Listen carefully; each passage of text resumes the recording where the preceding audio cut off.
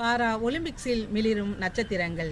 இந்திய மண்ணின் ஈடையினையில்லா சிங்கங்களே, நம் நாட்டிற்காய் ஈடையினையற்ற பதக்கங்களை வென்று வந்த தங்கங்களே, குறைவொன்றும் இல்லை என்று பறைசாற்றி வென்றுவிட்டீர்கள் 29 பதக்கங்களை.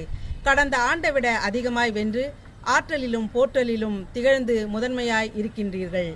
தங்கத்தில் 7 பதக்கம், வெள்ளியில் 9 பதக்கம், வெண்கலத்தில் 13 பதக்கம். துப்பாக்கி சுடுதல், பூப்பந்தாட்டம், பாரா ஒலிம்பிக்ஸை காண ஏகப்பட்ட கூட்டம்.